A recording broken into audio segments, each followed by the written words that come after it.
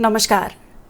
राष्ट्र, राष्ट्रियता, सभ्यता र संस्कारको संगम वाग्मती टेलिभिजनको समाचारमा स्वागत छ। म रेखा श्रेष्ठ। प्रारम्भमा मुख्य समाचार। करको दर हेरफेर गरिएको विषयमा छानबिन गर्न गठित संसदीय विशेष समितिद्वारा अर्थ मन्त्रालयसँग सीसीटीभी फुटेज सहित अन्य कागजात माग। समितिको आन्तरिक कार्यविधि पारित।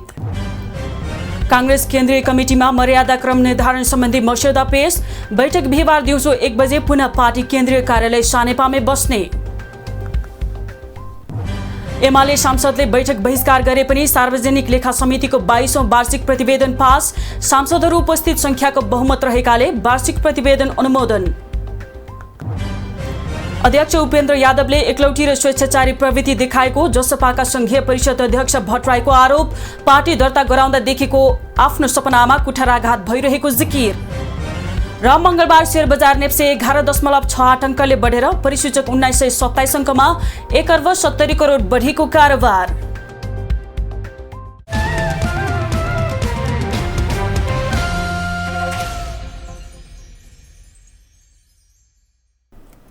सुरु गरौं संसदीय छानबिन विशेष समिति सम्बन्धी समाचारबाट। अर्थमन्त्री जनार्दन शर्मामाथि छानबिन गर्न बनेको संसदीय विशेष समितिले बुधबार अर्थ मन्त्रालयसँग जनार्दन शर्मासँग सम्बन्धित कागजात र विवरण माग्ने निर्णय गरेको छ। मंगलबार सिंहदरबारमा बसेको संसदीय विशेष छानबिन समितिको पहिलो बैठकले समितिको कार्यविधि पास गर्दै पूर्व अर्थमन्त्री शर्मासँग विषय कागज र विवरणको लागि पत्राचार गर्ने निर्णय गरेको समिति सचिव सुरेन्द्र अर्यालले बताउनुभयो। आजको बैठकले छानबिन समितिको सभापति सर्वसम्मतिबाट छान्ने निर्णय पनि भएको उहाँको भनाइ थियो। आजको बैठकको सभापतित्व ज्येष्ठ सदस्यका हैसियतमा लोकतान्त्रिक समाजवादी पार्टी नेपालका सांसद लक्ष्मण लाल कर्णले गर्नुभएको उहाँको भनाइ थियो। अर्को बैठक बुधबार दिउँसो बस्ने उहाँले बताउनुभयो। केसम्म सर्वसम्मतबाट चाहिँ सभापति चयन गर्ने भन्ने विषय भएको हुँदाखेरि अब अर्को बैठकसम्म चाहिँ नि मान्य सदस्यहरूले चाहिँ नि आन्तरिक छलफल गरेर चाहिँ नि सहमतिको चाहिँ प्रयत्न गर्ने भन्ने लाइनमा चाहिँ यो सभापतिको चयन सम्बन्धी विषयमा पनि छलफल भएको छ। पूर्व अर्थमन्त्री शर्माले अर्थमन्त्री हुँदा 2078-79-80 को बजेट बनाउने क्रममा अनाधिकृत व्यक्तिमध्ये रातमा अर्थ मन्त्रालय छिराएर करका दर हेरफेर गरेको आरोप लागेसँगै 11 सदस्यीय संसदीय विशेष छानबिन समिति बनेको छ। पूर्व अर्थमन्त्री शर्माले संसदीय छानबिन समिति बनेसँगै अर्थमन्त्रीबाट राजीनामा दिनुभएको थियो। छानबिन समितिले पहिलो बैठक बसेको 10 दिनभित्र रिपोर्ट तयार पारिसक्नुपर्नेछ।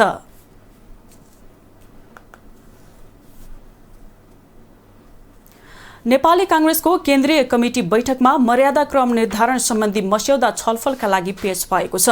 पार्टी कार्यालय सानेपामा बसेको बैठकमा सहमहामन्त्री बद्री प्रसाद पाण्डेले मर्यादा क्रम निर्धारण सम्बन्धी मस्यौदा छलफलका लागि पेश गर्नुभएको पार्टी मुख्य सचिव कृष्ण प्रसाद पौडेलले जानकारी दिनुभयो। यस्तै बैठकमा बुधबार नेता रामचन्द्र पौडेल सहित केन्द्रीय सदस्यहरू चित्रलेखा यादव, उमा रेग्मी, जीव छिरिङ लामा, पदम नारायण चौधरी, आनन्द प्रसाद ढुङ्गाना, शंकर भण्डारी, मीन बहादुर विश्वकर्मा, श्याम कुमार घिमिरे, कल्याण कुमार गुरुङ, मोहन बहादुर बस्नेतले आफ्नो धारणा राख्नुभयो। यस्तै केन्द्रीय सदस्यहरू रमेश लेखक, अमृत अर्याल, कर्णबहादुर बुढा, डाक्टर गोपाल दहित, योगेन्द्र चौधरी, गेहेन्द्र गिरी, चन्द्रबहादुर केसी, मानबहादुर नेपाली, उमेश जङ रायमाझी, उदय शमशेर राणा, जीत जङ बस्नेत, गोविन्द बहादुर शाह, राजेन्द्र कुमार केसीले पनि आफ्नो धारणा राखेका थिए। बुधबार नै दिलमान पाखरिन, महेन्द्र कुमारी लिम्बू, रामहरि खतिवडा, सरस्वती बजिमय, प्रकाश रसाइली स्नेही, रङ्गमती शाही, कुञ्जन राज काफले, प्राध्यापक डाक्टर गोविन्द राज पोखरेल, नानु वास्तोला र सुशीला थिङले पनि आफ्नो धारणा राख्नु भएको थियो। मंगलबारबाट सुरु भएको बैठक बिहीबार दिउँसो 1 बजे पुनः पार्टी केन्द्रीय कार्यालय सानेपामै बस्नेछ।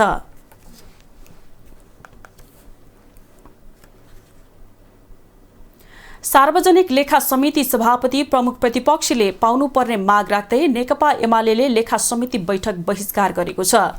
मंगलबार सार्वजनिक लेखा समितिको वार्षिक प्रतिवेदनको विषयमा छलफल गर्न बोलाएको बैठकमा वार्षिक प्रतिवेदनमा सभापति नहटेसम्म छलफलमा भाग नलिने भन्दै एमाले सांसदहरूले बैठक बहिष्कार गरेका हुन्।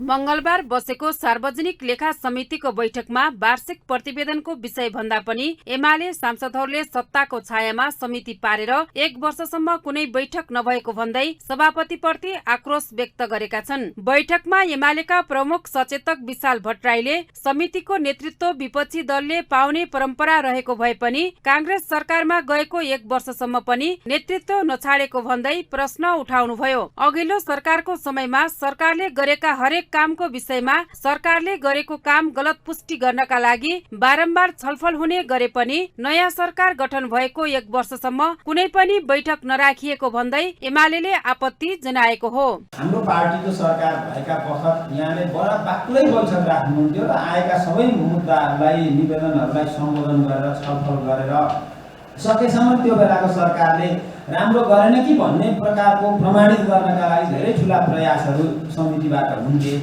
तर विगत 1 वर्षदेखि यति ठुला मुद्दाहरू आए तर ती मुद्दाहरूप्रति हामी पुरै बेखबर जस्तो भयौँ।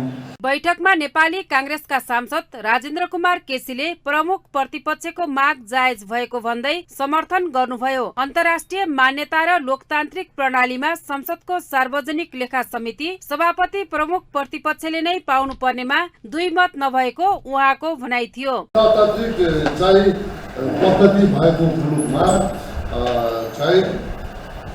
लेखा समिति चाहिँ प्रतिपक्षले नै पाउनुपर्छ, त्यसमा दुई मत छैन। यो प्र्याक्टिस हो, संविधानमा यद्यपि लेखेको छैन। त्यस्तै बैठकमा सांसद गोकुल बास्कोटाले पछिल्लो 1 वर्षमा संसदका अन्य समिति सक्रिय हुँदा सार्वजनिक लेखा समिति निष्क्रिय भएको बताउनुभयो। उहाँले 1 वर्षमा ठूला व्यथिति भए पनि समितिमा छलफल भए जवाफ दिनुपर्छ भनेर समितिलाई सत्ताको छायामा राखेको आरोप लगाउनुभयो। सार्वजनिक रूपमा जवाफदेहिताप्रति र भ्रष्टाचारउने काममा पनि यो समितिको भूमिका हुन्छ। संसदका अधिकांश समितिहरू यस बीचमा धेरै नै सक्रिय रहे। उनको कहाँ परिभाषा छैन, सीमारहित व्यवस्था छ। मगबारे प्रश्न उठ्यो, आजसम्म आएन। अरू सबै समितिमा छलफल हो, हाम्रो समिति।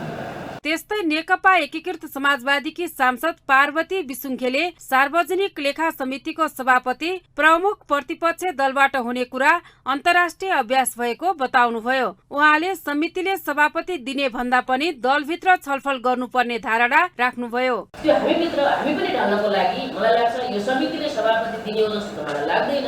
तर दलीय छलफलका कुरा चाहिँ अब हामीले भन्दा पनि सभापतिज्यूले दलभित्र यस्ता छलफल चलाउनु पर्छ भन्ने लाग्छ। त्यसो भएको हुनाले यो 22औं वार्षिक प्रतिवेदनको जुन मसौदा आछ यसका विषयमा हामी छलफल गरेर यसलाई एउटा वेमा लान्छौँ। त्यस्तै बैठकमा सांसद यज्ञबहादुर बोगटीले समितिमा सभापति परिवर्तन गरेर 4 महिनामा पनि धेरै काम गर्न सकिने बताउनुभयो। 4 वर्षमा नभएको व्यथिति पछिल्लो नयाँ सरकार आएको 1 वर्षमा भएको उहाँको आरोप छ। आज 1 वर्षभित्र त्योभन्दा अगाडि धेरै जति 4 वर्षमा नभएका कुराहरू 3 वर्षमा नभएका कुराहरू व्यथिति आज 1 वर्षमा भएका छन्।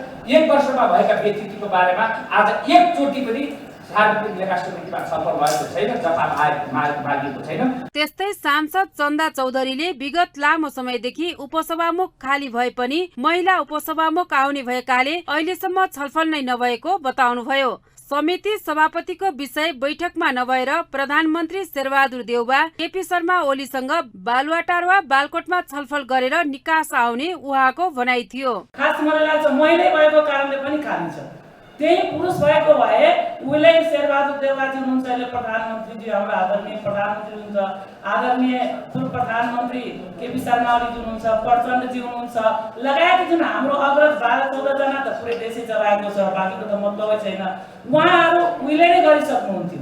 बैठकमा सांसद सूर्य पाठकले राज्यमा हुने विभिन्न व्यथितिको विषयमा सरोकार राखेर छलफल गर्ने समितिमा विगत 1 वर्षसम्म कुनै छलफल नभएको बताउनुभयो। हामी हेर्यौं आज सरकार गठन भएको 1 वर्ष हो के आज नेपालमा एउटा पनि व्यथिति छैन। हाम्रो आँखा अगाडि घटेका घटनाहरू छैन। अघि माननीय सदस्यले भन्नुभयो आय नियमितको समस्या छ, मलको समस्या छ, विद्यालयमा किताब नपाएका समस्याहरू छन् र स्वयं नीतिगत भ्रष्टाचारको कुरा छ। यहाँ त मध्यरातमा अर्थ मन्त्रालयमा बिचौलियाहरू छिरेर करका दरहरू हेरफेर गर्दा समेत लेखा समितिमा छलफल गर्न सरकारलाई जवाफदेही बनाउन सरकार पक्षकै सभापति बसेर नहुने अवस्था देखिएको सांसद पाठकको भनाइ थियो। सार्वजनिक लेखा समितिको 22औं वार्षिक प्रतिवेदन 2079 समितिबाट पास भएको छ। प्रमुख प्रतिपक्षी दल नेकपा एमालेका सांसदहरूले बैठक बहिष्कार गरेको भए पनि बैठकमा उपस्थित बहुमत सांसदहरूको सहमतिमा 22औं वार्षिक प्रतिवेदन 2079 पास भएको सार्वजनिक लेखा समिति सचिव डाक्टर रोजनाथ पाण्डेले बताउनुभयो। उहाँले समितिको बैठकले वार्षिक प्रतिवेदन पास गर्ने र प्रतिनिधि सभामा पेश गर्न पठाउने निर्णय भएको बताउनुभयो।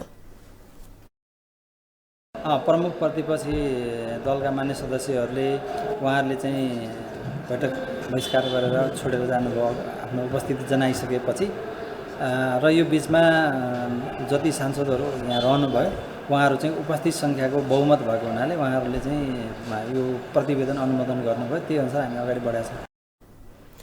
सचिव पाण्डेले बैठकमा उपस्थित जनाएर प्रमुख प्रतिपक्षी दलका सांसदहरूले बैठक बहिष्कार गरेर हिँडे पश्चात बैठकमा रहेका सांसदहरू उपस्थित संख्याको बहुमत रहेकाले वार्षिक प्रतिवेदन अनुमोदन गर्नुभएको बताउनुभयो।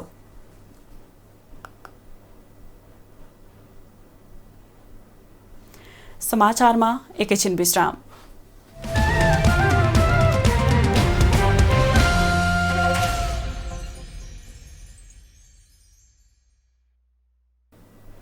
हामी समाचारको निरन्तरतामा छौं। अब बाँकी समाचार। माध्यमिक शिक्षा परीक्षा एसईई को नतिजा साउन पहिलो हप्ता सार्वजनिक हुने भएको छ। माध्यमिक शिक्षा परीक्षा एसईई परीक्षा नियन्त्रण कार्यालयका अनुसार सबै परीक्षण केन्द्रहरूबाट विद्यार्थीको उत्तर पुस्तिका केन्द्रमा ल्याउन बढी समय लागेकाले नतिजा सार्वजनिक गर्न ढिलाइ भएको हो। यसअघि असार मसान्तभित्र नतिजा सार्वजनिक गर्ने कार्यालयले बताउँदै आएको थियो। देशभरका 56 परीक्षण केन्द्रहरूबाट उत्तर पुस्तिका असार 21 गते एसईई परीक्षा नियन्त्रण कार्यालयमा जम्मा भएको थियो। राष्ट्रिय परीक्षा बोर्डले यो वर्ष विद्यार्थीहरूको प्राप्ताङ्क प्रदेशले नै अपडेट गर्ने बताउँदै आएको थियो। तर प्रदेशले अपडेट गर्ने सफ्टवेयर जडान भइ नसकेकाले यो पटक केन्द्रबाटै सबै नतिजा सार्वजनिक हुने परीक्षा नियन्त्रण कार्यालयले जनाएको छ। 2079 वैशाख 9 गतेदेखि 20 गतेसम्म सञ्चालन भएको 2078 सालको एसईई को परीक्षण भइसकेको उत्तर पुस्तिकालाई सानोठिमी स्थित परीक्षा नियन्त्रण कार्यालयमा जम्मा गरिएको थियो। त्यसैगरी जापानबाट एसईई परीक्षा दिएका विद्यार्थीको उत्तर पुस्तिका पनि नेपालमा नै ल्याएर परीक्षण गरिएको कार्यालयले जनाएको छ। पछिल्लो 24 घण्टामा थप 177 जनामा कोरोना संक्रमण पुष्टि भएको छ। स्वास्थ्य तथा जनसङ्ख्या मन्त्रालयका अनुसार 3126 जनाको परीक्षणमा 177 जनामा संक्रमण पुष्टि भएको हो, जसमध्ये 1805 जनाको पीसीआर परीक्षण गर्दा 144 जना र 1321 जनाको एन्टिजेन परीक्षण गर्दा 33 जनामा संक्रमण देखिएको मन्त्रालयको भनाइ छ। यो सँगै कोरोना भाइरसको सक्रिय संक्रमितको संख्या 873 पुगेको छ। पछिल्लो 24 घण्टामा 41 जना संक्रमण मुक्त भएका छन्, जसमध्ये 853 जना होम आइसोलेसनमा रहेका छन् भने 20 जना संस्थागत आइसोलेसन र 11 जना आइसियुमा छन्। यस्तै 1 जनाको भेन्टिलेटरमा राखेर उपचार भइरहेको मन्त्रालयले जनाएको छ। मंगलबार थपिएसँगै नेपालमा कोरोना संक्रमितको कुल संख्या 11,21,301 पुगेको छ। कोरोना संक्रमणका कारण 24 घण्टामा कसैको पनि ज्यान गएको छैन। थप 64,907 जनाले कोरोना विरुद्धको खोप लगाएको स्वास्थ्य मन्त्रालयले जनाएको छ। नेकपा एकीकृत समाजवादीका अध्यक्ष एवं पूर्व प्रधानमन्त्री माधव कुमार नेपाल र चिनिया कम्युनिस्ट पार्टी सीपीसीका विदेश विभाग प्रमुख लिउ जियान्चो बीच भेटवार्ता भएको छ। मंगलबार अपराह्न अध्यक्ष नेपाल र लिउ बीच काठमाडौँको एक होटलमा भेट भएको हो। भेटपछि सञ्चारकर्मीसँग कुराकानीमा अध्यक्ष नेपालले नेपाल र चीन बीचको सम्बन्धका बारेमा कुरा गरेको बताउनुभयो। उहाँले चिनिया पक्षबाट नेपाली भूमिको प्रयोगका बारेमा कुरा राखेको र आफूले कुनै देशलाई पनि नेपाली भूमि प्रयोग गर्न नदिने स्पष्ट पारेको बताउनुभयो। अध्यक्ष नेपालले चिनिया पक्षले नेपाल र चीन बीचको सम्बन्ध सुमधुर रहेको कुराको चर्चा गर्दै विभिन्न पार्टीहरूसँगको सम्बन्धलाई बलियो बनाउन चाहेको कुरा राखेको उल्लेख गर्नुभयो। लिउले आफू विदेश विभाग प्रमुख भएपछि पहिलो प्राथमिकता नेपाललाई दिएको कुरा राखेको भन्दै अध्यक्ष नेपालले द्विपक्षीय बीचको भेटवार्ता फलदायी भएको बताउनुभयो।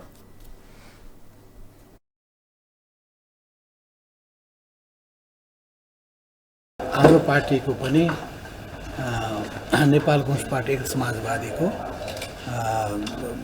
तर्फबाट हामी दुईटै पार्टीको बिचमा कुराकानी भए, प्रतिनिधिमण्डलको बिचमा भए र कसरी नेपाल र चीन बीचको सम्बन्धलाई अझ घनिष्ठ बनाउन सकिन्छ, अझै सम्बोधन कसरी बनाउन सकिन्छ भन्ने पक्षदेखि लिएर दुई पार्टी बीचको सम्बन्धलाई पनि कसरी हामी चाहिँ अझै विस्तार गर्न सक्दछौँ, बलियो बनाउन सक्दछौँ भन्ने कुरा पनि भएका छन्।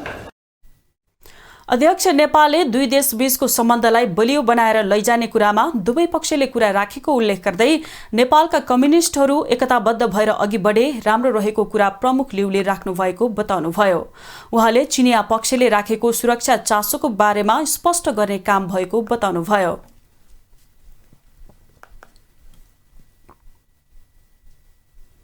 जनता समाजवादी पार्टी जसपाका संघीय परिषद अध्यक्ष एवं पूर्व प्रधानमन्त्री डाक्टर बाबुराम भट्टराईले पार्टीका केन्द्रीय कार्यकारिणी अध्यक्ष उपेन्द्र यादवले एकलौटी र स्वेच्छाचारी प्रवृत्ति देखाएको आरोप लगाउनु भएको छ। अध्यक्ष भट्टराईले पार्टीमा ठूलो बन्नका लागि एकलौटी र स्वेच्छाचारी ढंगबाट पार्टीका गतिविधिहरू गरेको आरोप लगाउनु भएको हो। मंगलबार काठमाडौँमा आयोजित केन्द्रीय कार्यसमितिको विस्तारित बैठकलाई सम्बोधन गर्दै उहाँले संख्यात्मक रूपमा पनि आफ्नो पक्षमा नै बहुमत रहेको दावी समेत गर्नुभयो। अध्यक्ष भट्टराईले अर्का अध्यक्ष यादव पक्षले बैठक अवैध भनेको प्रति लक्षित गर्दै यादव पक्षले इतिहासलाई भुलेर गरेको कुराको कुनै सत्यता नरहेको जिकिर गर्नुभयो। उहाँले पार्टी दर्ता गराउँदा देखिएको आफ्नो सपनामा कुठाराघात भइरहेको बताउनुभयो। त्यसैले आज कसैले यो बैठक चाहिँ अवैध छ आदि भन्छन् भने तिनले जस्तो इतिहासलाई बङ्गाउने काम, झुट बोल्ने काम कसैले पनि गरेको छैन। यो म ठोक्क साथ यहाँ भन्न म चाहन्छु। अध्यक्ष भट्टराईले नेपालका दल र सरकार नसचिए श्रीलङ्काकै बाटोमा देश पुग्ने दावी गर्नुभयो। उहाँले नेपालमा पनि सरकार र राजनीतिक दलहरूमा आसेपासे र अहंकारी प्रवृत्तिको विकास भइरहेको उल्लेख गर्नुभयो। अध्यक्ष भट्टराईले राज्य सत्तामा गएकोले राज्य सत्ताको दुरुपयोग गरिरहेको उल्लेख गर्दै सत्तामा जाने भनेकै देश लुट्नका लागि भएको दावी गर्नुभयो। पार्टीभित्र पनि राज्य सत्तामा त छँदैछ, जो सत्तामा जान्छ त्यसले चाहिँ राज्य सत्ताको चाहिँ दोहन गर्ने, सत्तामा जाने भनेकै लुटेर धन कमाउने, त्यो धन खर्च गरेर चुनाव जित्ने, त्यसको बलमा फेरि यो दुष्चक्रमा नेपाल फस्या छ। अध्यक्ष भट्टराईले धन प्रयोग गरेर चुनाव जित्ने र फेरि राज्य सत्तामा पुगेर राज्य सत्ताको दुरुपयोग गर्ने यो दुष्चक्रमा नेपाल फसेको दावी गर्नुभयो। उहाँले नेपाल पनि श्रीलङ्का जस्तै गम्भीर संकटमा रहेको उल्लेख गर्नुभयो।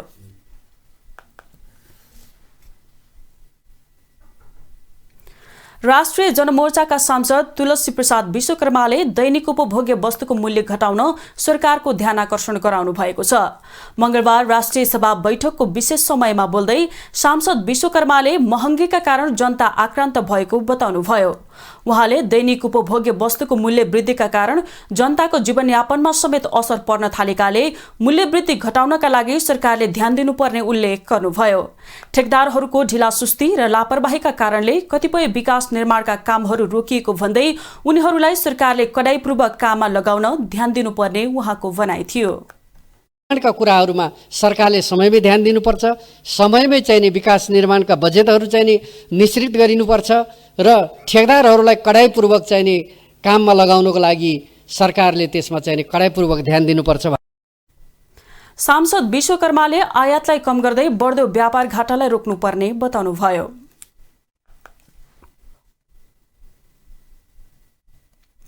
नेपाली कांग्रेसका सांसद जितेन्द्र नारायण देवले नेपाल श्रीलङ्काको जस्तो आर्थिक संकटतर्फ नगएको बताउनु भएको छ।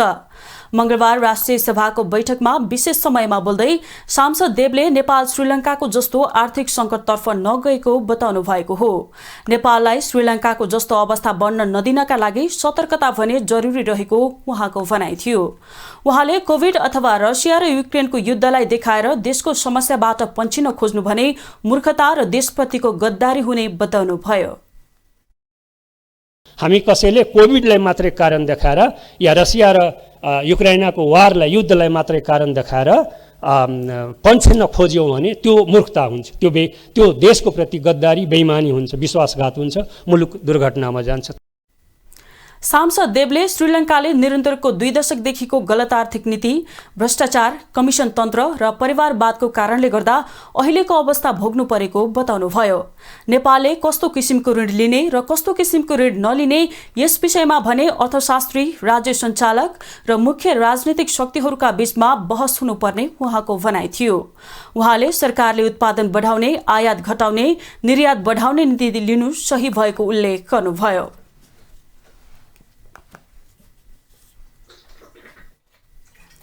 नेकपा माओवादी केन्द्रकी सांसद बीना पोखरेलले दलित समुदायमाथि हुने अमानवीय व्यवहारहरूको अन्त्य हुन नसकेको बताउनु भएको छ।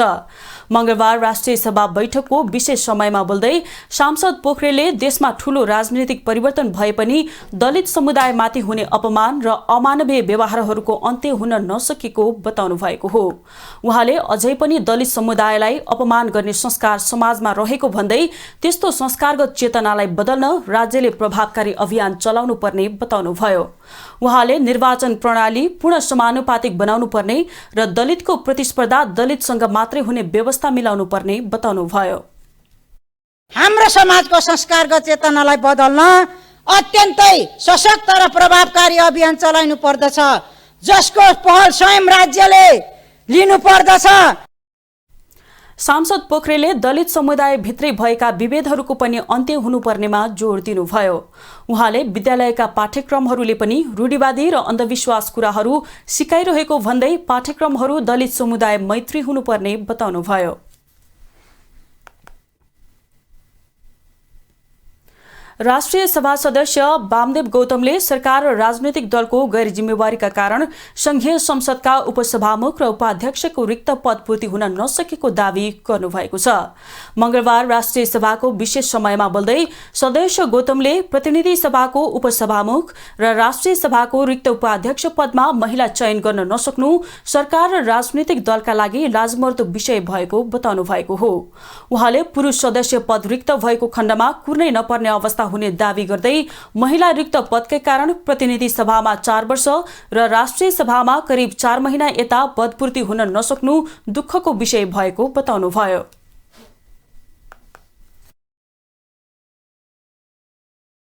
प्रतिनिधि सभामा त लाजमर्दो स्थिति भयो, किनभने विगत झन्नै 4 वर्षदेखि त्यहाँ उपसभामुख नै छैन र त्यहाँ पुरुष सभामुख भएको हुनाले त्यहाँ पनि महिलै हुने हो। यदि पुरुष अनिवार्य भनेर चाहिँ भनेको भए आज होइन 5 दिनमै त्यो खाली हुँदा बित्तिकै पुरा हुने थियो। राष्ट्रिय सभा सदस्य गौतमले सरकार र राजनीतिक दलहरूको लापरवाहीप्रति महिला सदस्यहरूले आन्दोलन गर्नुपर्ने अवस्था आएको बताउनुभयो।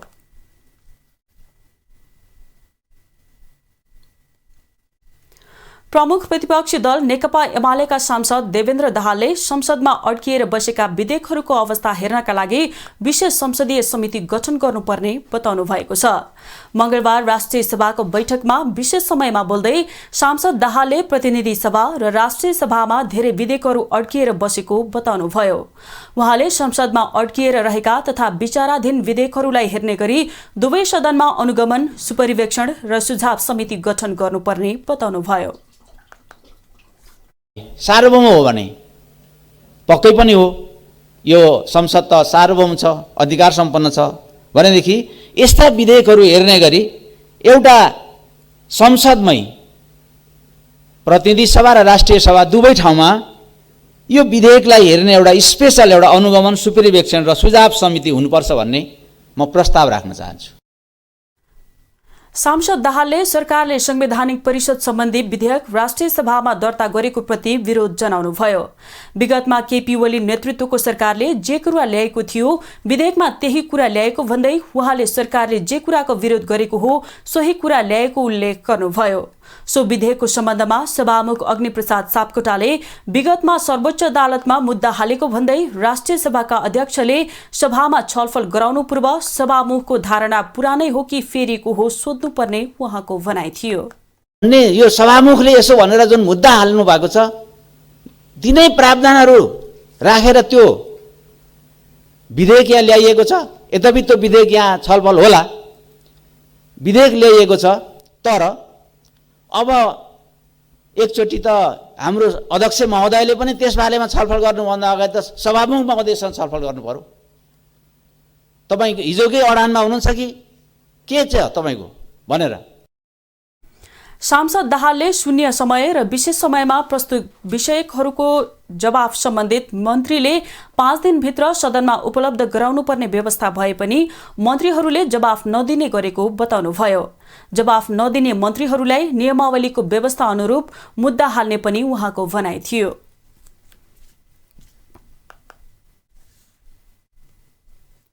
नेकपा एमालेका अध्यक्ष एवं पूर्व प्रधानमन्त्री केपी शर्मा ओली र चिनिया कम्युनिस्ट पार्टी सीपीसीका विदेश विभाग प्रमुख लिउ जियानचाओ बीच भेटवार्ता भएको छ। मंगलबार पूर्व प्रधानमन्त्री ओली निवास बालकोटमा भेट भएको हो। भेटका क्रममा विदेश विभाग प्रमुख लिउले क्षेत्रीय राजनीतिक र अन्तर्राष्ट्रिय राजनीतिमा आइरहेको बदलावका बारेमा विशेष छलफल भएको छ। छलफलपछि सञ्चारकर्मीहरूसँग संक्षिप्त कुरा गर्दै नेकपा एमालेका विदेश विभाग प्रमुख डाक्टर राजन भट्टराईले दुवै पक्षबाट पारस्परिक हित र लाभका आधारमा सम्बन्ध अघि बढाउने आधार र मान्यताहरू अघि बढाउने बारेमा छलफल भएको बताउनुभयो।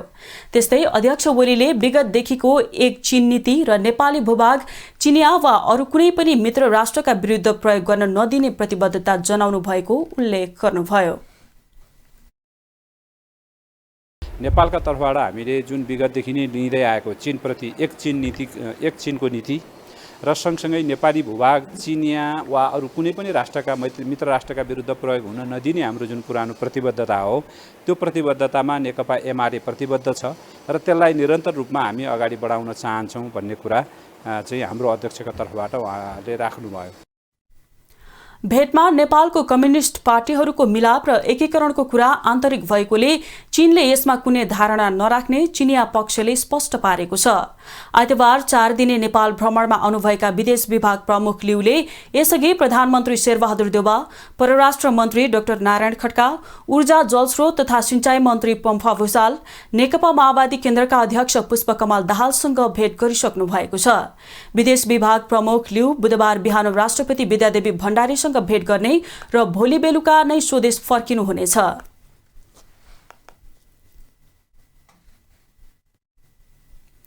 समाचारमा एकैछिन विश्राम।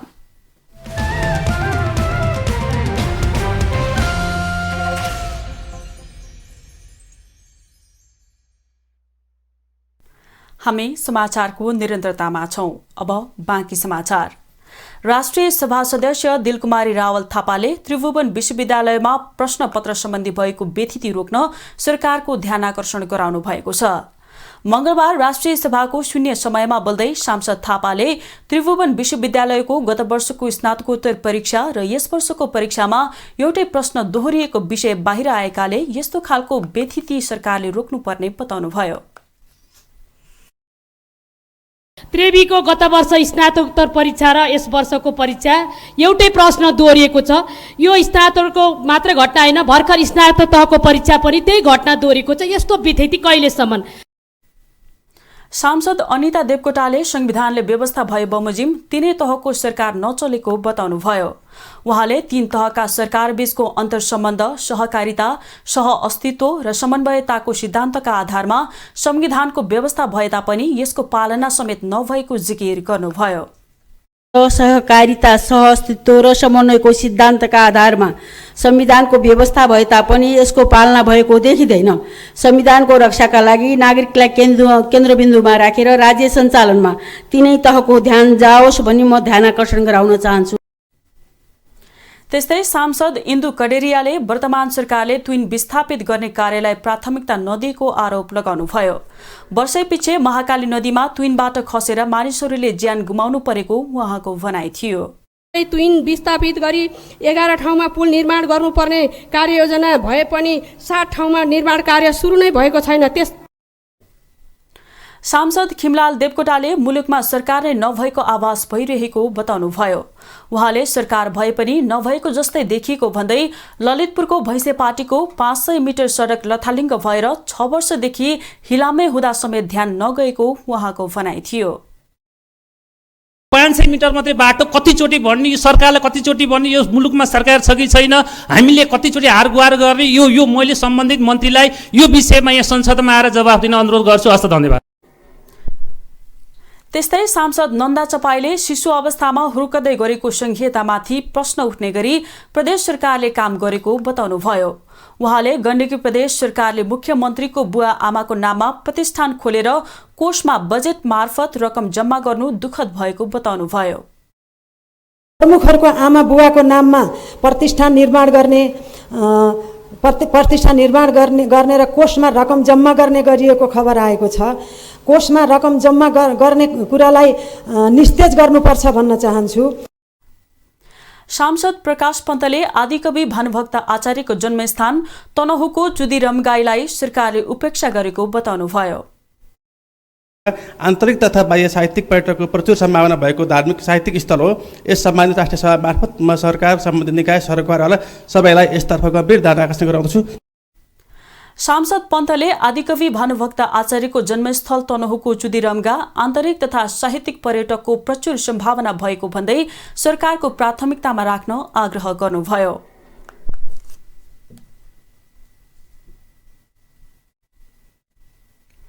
अब आर्थिक समाचार।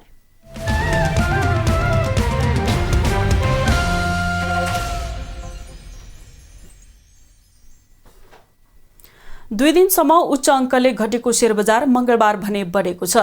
नेप्से 11.68 अङ्कले बढेर परिसूचक 1927.28 बिन्दुमा पुगेको छ।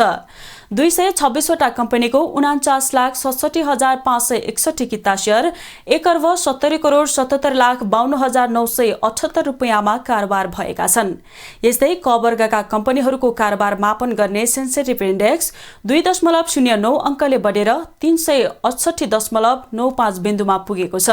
सबै समूहको शेयर सामान्य बढेको छ। सबैभन्दा धेरै अरुण कावेली हाइड्रोको 7,95,00,000 तथा गुर्खाज फाइनान्स र शिवम सिमेन्ट्सको झण्डै 7.5 करोड रुपियाँका दरले शेयर किनबेच भएको छ।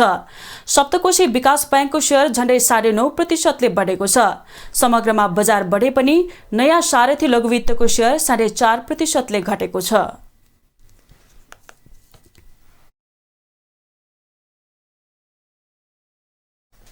संस्कृति, पर्यटन तथा नागरिक उड्डयन मन्त्री जीवनराम श्रेष्ठले केही दिनमै पर्यटन क्षेत्रलाई उकास्ने रणनीतिक योजना सार्वजनिक गर्ने घोषणा गर्नुभएको छ।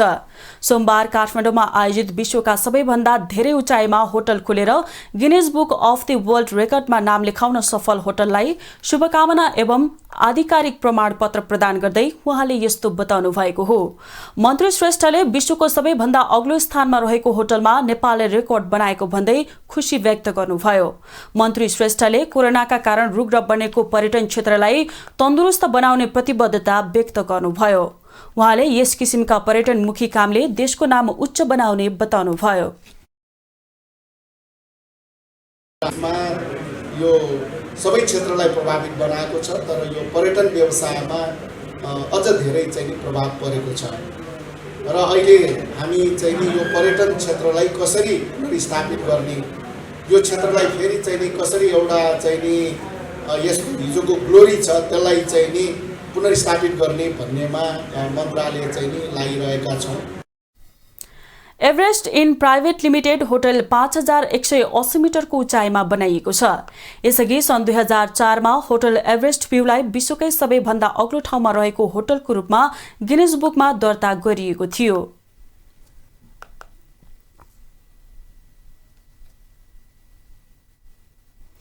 अब अन्तर्राष्ट्रिय समाचार।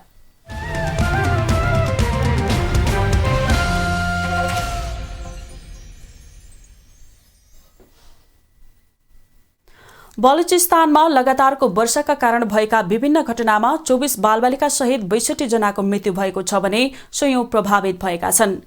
पाकिस्तानको प्रान्तीय विपद व्यवस्थापन प्राधिकरणले वोलान, क्वेटा, झोब, डक्की, गुजदार, कोहलु, केज, मस्तुङ, हर्नाई, किला शफुल्ला र शिबीमा सर्वसाधारणको मृत्यु भएको जनाएको छ। भारी वर्षाका कारण प्रान्तका विभिन्न भागमा भएका दुर्घटनामा 48 जना घाइते भएका तथा 670 भन्दा बढी घर भत्किएको प्राधिकरणले बताएको छ। सोमबार पनि कराँचीको कोरङ्गी, सदर, निपा चौरङ्गी, पिपल्स चौरङ्गी, सुपर हाइवे र शहरका अन्य भागहरूमा भारी वर्षा भएको थियो भने केही भाग डुबानमा परेका छन्। डुबान क्षेत्रमा सवारी आवागमन बन्द भएको छ। वर्षाकै कारण विद्युत आपूर्तिका खम्बाबाट करेन्ट प्रवाह हुँदा 3 जनाले ज्यान गुमाएका छन्।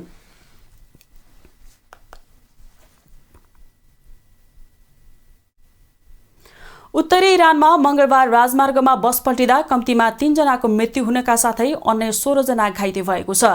दुर्घटनामा 2 महिला र 1 पुरुषको गम्भीर चोटका कारण मृत्यु भएको छ भने अन्य 10 पुरुष र 6 महिला घाइते भएको जनजन प्रान्तका ट्राफिक प्रहरीले ISNA-लाई जानकारी दिएका छन्। बस उत्तरी पश्चिम सीमावर्ती शहर बजारगानबाट राजधानी तेहरानतर्फ जाँदै गर्दा जानजान ताब्रिज राजमार्गमा सो गाडी पल्टिएको आजिमीले बताएका छन्। चालकको थकान र निन्द्राले गर्दा सो दुर्घटना भएको बताइएको छ। बसमा टर्कीको पहाडबाट फर्केका इरानी पर्वतारोहीहरू सवार थिए।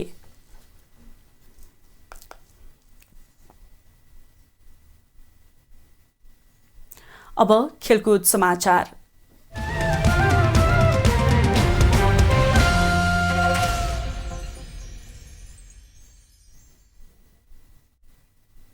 नेपाल बुद्धिचाल संघको अध्यक्षमा विदुर प्रसाद गौतम निर्विरोध निर्वाचित हुनुभएको छ। संघको साधारण सभाले अधिकांश पद निर्विरोध र केही पद निर्वाचन मार्फत चयन गरेको छ। राजेन्द्र प्रसाद रिजाल वरिष्ठ उपाध्यक्षमा निर्विरोध चयन हुँदा 3 उपाध्यक्षका लागि निर्वाचन भएको थियो, जसमा धनबहादुर बोगटी, सुबोधराज शेर्पाली र नारायणदास गमाल निर्वाचित भएका छन्। बोगटीले 59, शेर्पालीले 55 र गमालले 52 मत प्राप्त गरेका थिए। उपाध्यक्षका उम्मेद्वार माधव प्रसाद प्रधानले 17 र ओम प्रसाद उपाध्यायले 9 मत प्राप्त गरेका छन्। महासचिवमा धर्मबहादुर लामा, 3 सचिवमा मोलाशिला खुम्बु, भूपेन्द्र निरौला र उमेश केसी, कोषाध्यक्षमा राजेन्द्र महर्जन, सहकोषाध्यक्षमा यज्ञप्रसाद पन्त निर्विरोध निर्वाचित भएका छन्। 7 प्रदेशबाट 1-1 जना र महिला सदस्य निर्विरोध सदस्य निर्वाचित हुँदा खुला 3 सदस्यका लागि भने निर्वाचन भएको थियो। त्यस्तै प्रदेश 1बाट दिपेन राई, मध्य प्रदेशबाट सुरेन्द्र कुमार शाह, बागमतीबाट निरञ्जन प्रजापति, गण्डकीबाट महेश्वर अधिकारी, लुम्बिनीबाट चन्द्रमणि गैरे, कर्णालीबाट शक्तिराम बुढा, सुदूरपश्चिमबाट गोपाल श्रेष्ठ र महिला सदस्यमा पार्वती श्रेष्ठ निर्विरोध चयन भए। साधारण सभामा 113 जनाको सहभागिता रहेको थियो भने मतदानमा 78 जनाले भाग लिएको संघले जनाएको छ।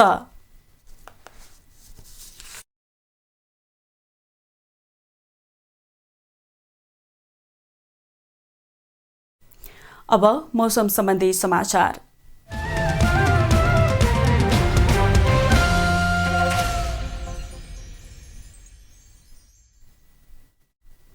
आज राति देशभर आंशिकदेखि सामान्य बदली रहनेछ। प्रदेश 1, बागमती प्रदेश, गण्डकी प्रदेश, लुम्बिनी प्रदेश र सुदूरपश्चिम प्रदेशका केही स्थानहरूमा र बाँकी प्रदेशका थोरै स्थानहरूमा हल्कादेखि मध्यम वर्षाको सम्भावना रहेको जल तथा मौसम विज्ञान विभागले जनाएको छ।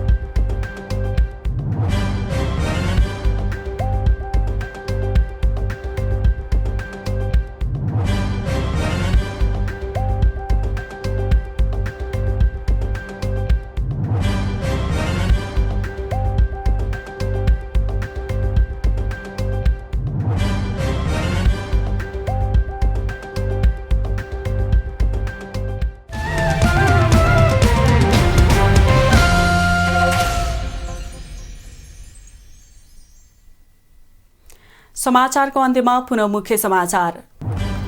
करको दर हेरफेर गरिएको विषयमा छानबिन गर्न गठित संसदीय विशेष समितिद्वारा अर्थ मन्त्रालयसँग सीसीटीभी फुटेज सहित अन्य कागजात माग, समितिको आन्तरिक कार्यविधि पारित। कांग्रेस केन्द्रीय कमिटीमा मर्यादा क्रम निर्धारण सम्बन्धी मस्यौदा पेश, बैठक बिहिबार दिउँसो 1 बजे पुनः पार्टी केन्द्रीय कार्यालय सानेपामै बस्ने। एमाले सांसदले बैठक बहिष्कार गरे पनि सार्वजनिक लेखा समितिको 22औं वार्षिक प्रतिवेदन पास, सांसदहरू उपस्थित संख्याको बहुमत रहेकाले वार्षिक प्रतिवेदन अनुमोदन। अध्यक्ष उपेन्द्र यादवले एकलौटी र स्वेच्छाचारी प्रवृत्ति देखाएको जसपाका संघीय परिषद अध्यक्ष भट्टराईको आरोप, पार्टी दर्ता गराउँदा देखेको आफ्नो सपनामा कुठाराघात भइरहेको जिकिर। र मंगलबार शेयर बजार नेप्से 11.68 अङ्कले बढेर परिसूचक 1927 अङ्कमा 1 अर्ब 70 करोड बढीको कारोबार।